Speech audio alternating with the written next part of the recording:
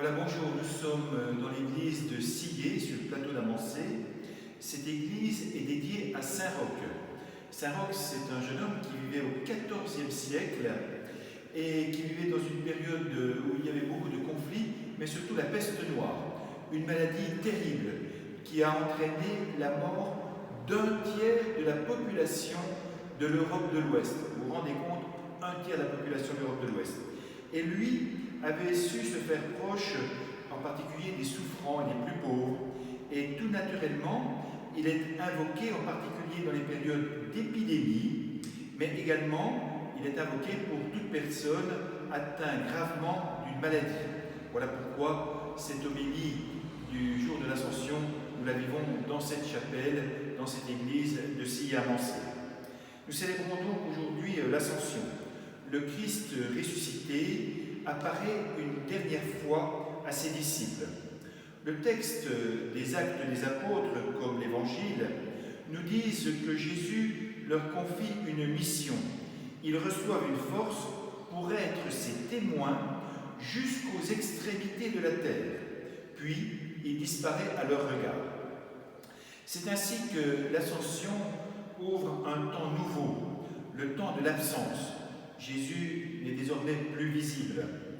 Pour les apôtres, c'est le commencement de l'annonce de la bonne nouvelle de l'Évangile à tous. Et pour donner ce témoignage, ils auront bien besoin de la force de l'Esprit Saint, d'autant que, comme vous l'avez entendu, saint Matthieu nous dit que certains des apôtres eurent des doutes. Ils ont vu plusieurs fois Jésus ressuscité, mais les difficultés demeurent. Oui, l'Esprit Saint ne sera pas de trop pour les soutenir dans leur mission d'évangélisation.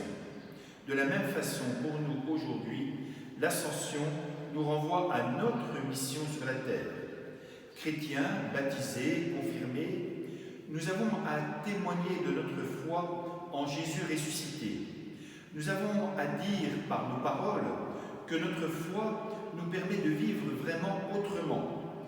Nous avons à l'exprimer par nos gestes, par nos attitudes, par un dynamisme révélateur. Notre attachement au Christ doit transparaître dans notre façon d'être. Mais comme pour les apôtres et pour les premiers disciples, la chose n'est pas facile. La force de l'Esprit Saint est donc bien nécessaire pour nous aider à être en particulier de vrais témoins de l'Évangile, de vrais témoins de l'amour de Dieu. Prenons conscience également que la bonne nouvelle est pour tous, de toutes les nations, faites des disciples, nous dit Jésus. Il ne s'agit pas de nous adresser seulement aux plus proches, aux plus réceptifs, aux plus accueillants. Allons porter le Christ en tout milieu jusqu'aux périphéries, comme nous y invite le pape François. Oui, Dieu est à la recherche de tous. Il veut que tous ressentent sa miséricorde, sa tendresse. Son grand projet, c'est de rassembler toute l'humanité dans son royaume d'amour. Une question peut surgir en nous. Comment annoncer cette bonne nouvelle de l'Évangile? Comment être des témoins à la hauteur? Comment permettre à la force de l'Esprit Saint de s'épanouir en nous pour que nous soyons à la hauteur? On se sent parfois si démunis. Certains parmi nous pensent également qu'ils ne sont pas assez formés.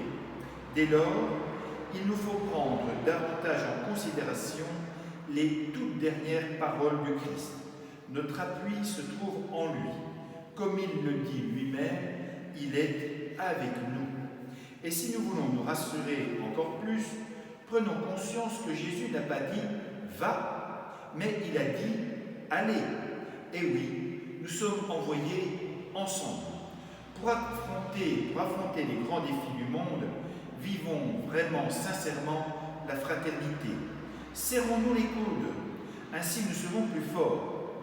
Nous découvrirons des ressources qui nous étaient insoupçonnées. Jésus n'a pas appelé les apôtres pour qu'ils vivent isolés. Il les a appelés pour qu'ils forment un groupe, une communauté fraternelle et accueillante. Car c'est en particulier dans les communautés qu'ils seront présents. Rappelons-nous que notre travail de chrétien, ou en d'autres termes, notre vocation de baptisé, c'est de mettre l'amour là où il n'y a que haine, égoïsme, intolérance. Pour nous, Dieu lui-même pourra agir, par nous, Dieu lui-même pourra agir dans le cœur des hommes. En vivant en communauté chrétienne, nous nous imprégnons de cet amour qui est en Dieu. Bien sûr, vivre en communauté chrétienne, cela n'est pas toujours facile, mais c'est également le garant que l'amour que nous y recevons est un amour vrai et sincère. Pas un truc à l'eau de rose correspondant à nos rêves, mais bien un amour qui prend en considération l'autre, tous les autres, un amour qui aime vraiment. Le monde doit pouvoir découvrir en nous quelque chose de l'amour passionné de Dieu pour tous les hommes. Notre cœur doit être de plus en plus accordé à sa tendresse pour l'humanité en toute confiance et en toute vérité. C'est à chaque instant que nous avons à rayonner de cette lumière qui est en lui. Cette fête de l'Ascension vient donc nous rappeler le but de notre vie. Entrons dans le projet de Dieu qui veut rassembler tous les hommes dans son amour. Et cette bonne nouvelle, annonçons-la aux hommes et aux femmes de notre temps. Prenons de l'assurance grâce au Christ qui nous donne son esprit et qui nous offre le soutien de la communauté, le soutien de l'Église. Amen.